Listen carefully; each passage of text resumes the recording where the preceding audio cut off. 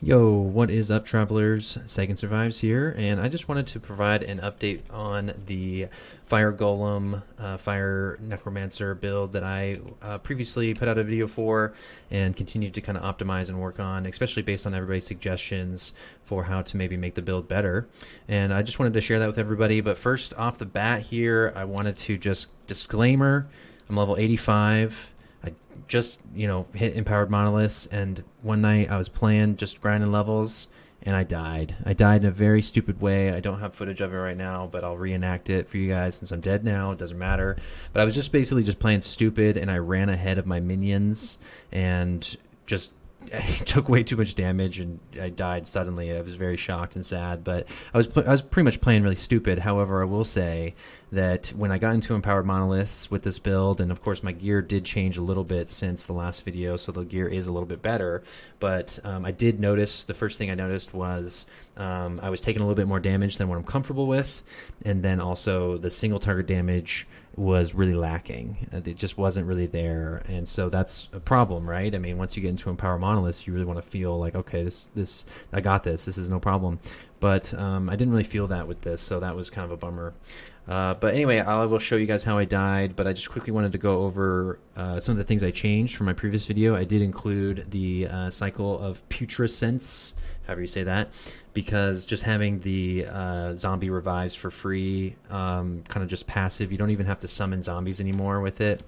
They're just always there, and because you have a chance to summon zombies from the death of the skeletons, see, like right there, there's one, you don't really have to summon zombies anymore, but you certainly can if you want to still. But in this iteration of it with the 2 rings, I just summon skeletons and skeletal mages, and that works. The other thing that I changed was I added the Dragon Flame Edict. I just really wanted to try this to help boost the single target damage. In pre-empowered monoliths, it definitely did help the damage on single target. The Ignite did help out, but I did notice that going into empowered, that the single target damage was still kind of lacking, so that is a problem, right?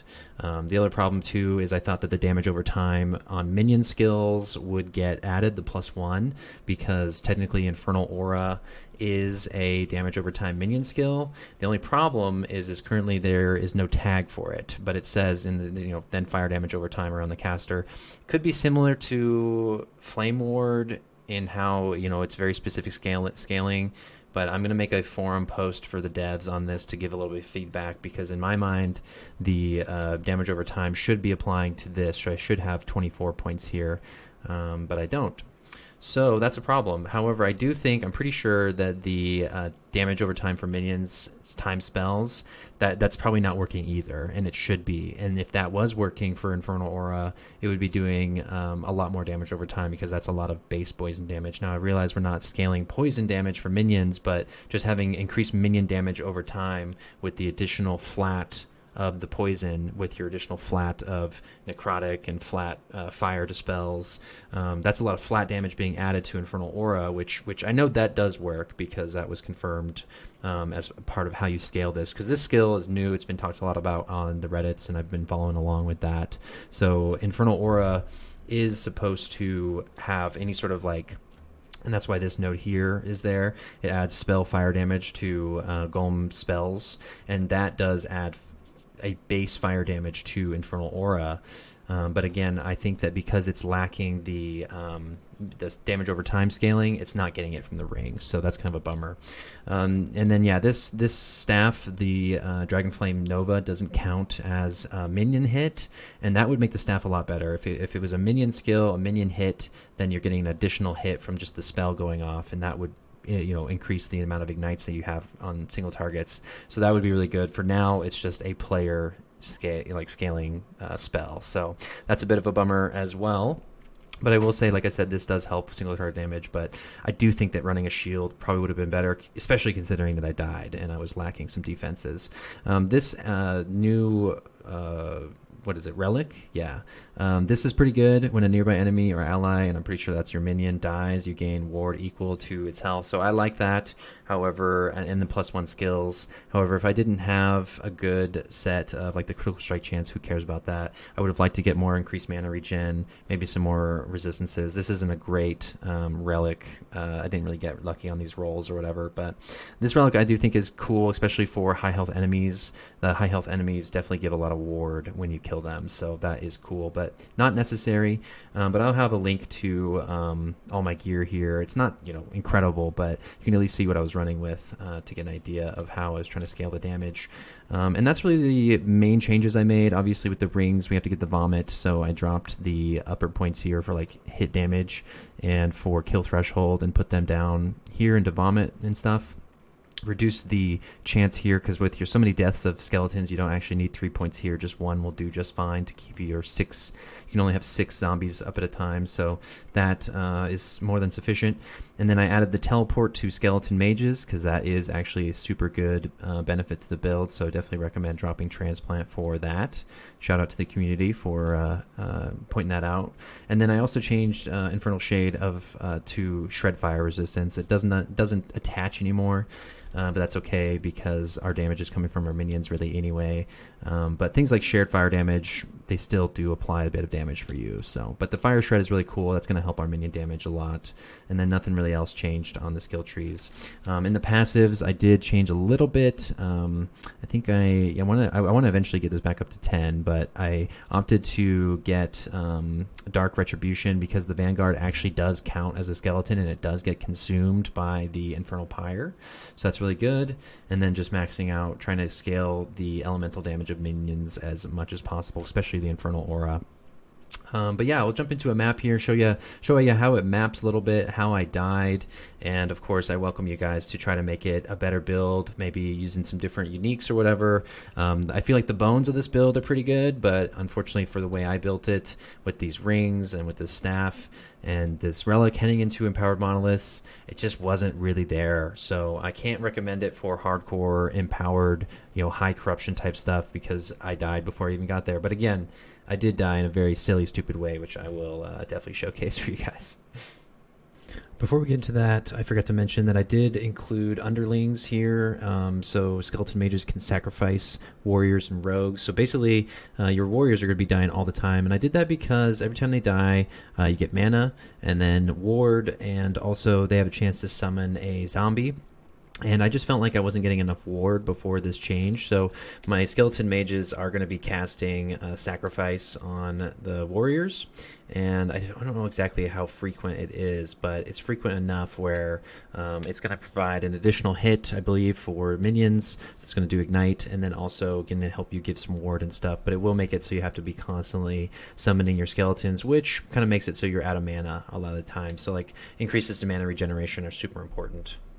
Okay, alright guys, we're here in the map, and boom, look at that, we got a mage right off the bat, so we'll just show off the single target damage a little bit, so you guys can kind of see what I'm talking about. It's not awful, but again, it's not something that I truly feel comfortable recommending, so we'll just get some, before you get map in here, especially in empowered monoliths, you really want to make sure your fire golem gets a good healthy chunk of deaths there. So now that he killed some guys, we'll go ahead and summon him, and so basically, as you can see, our job is to just stay out of damage, and then let the minions hit and summon skeletons.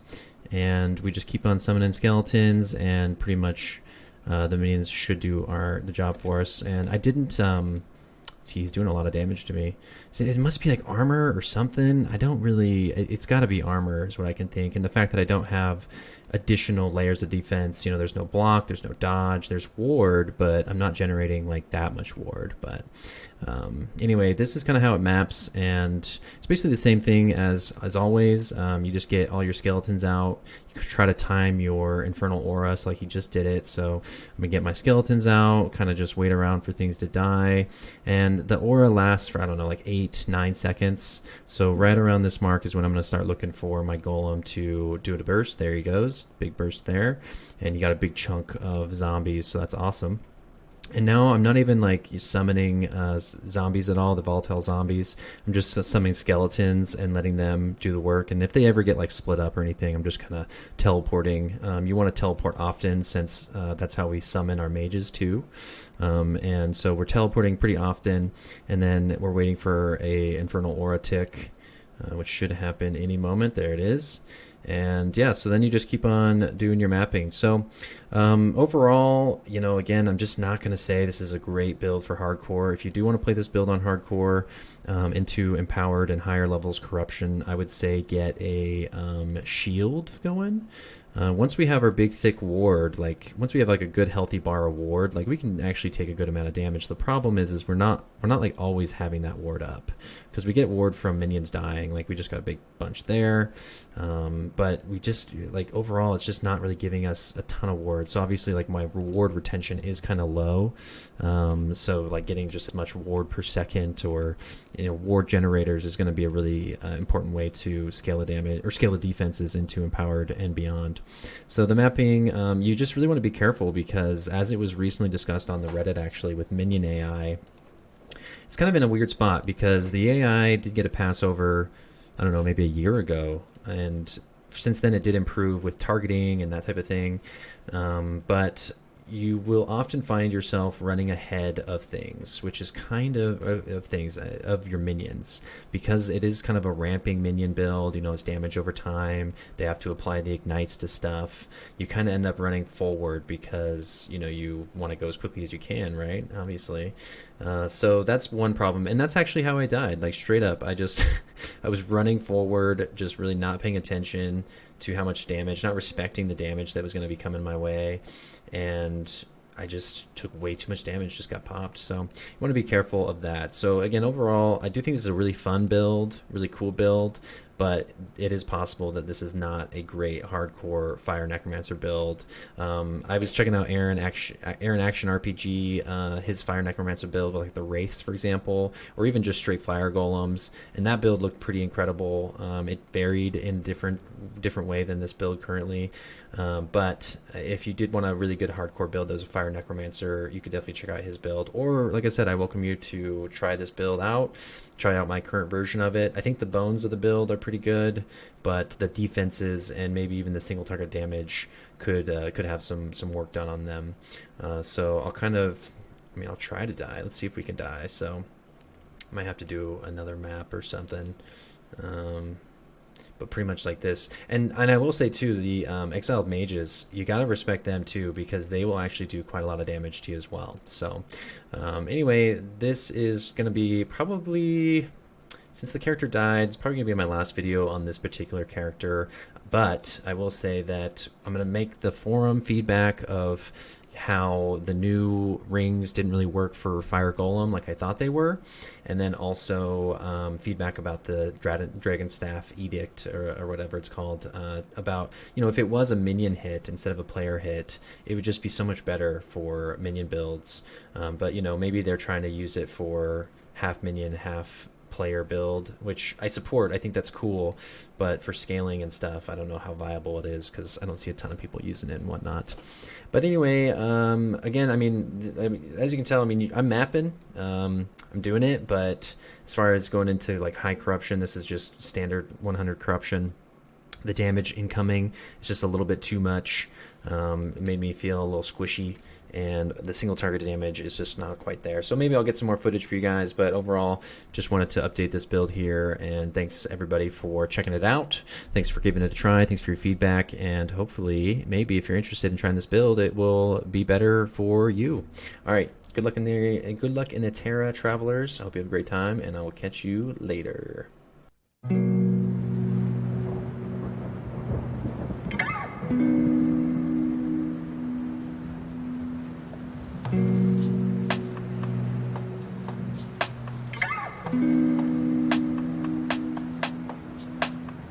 Thank you.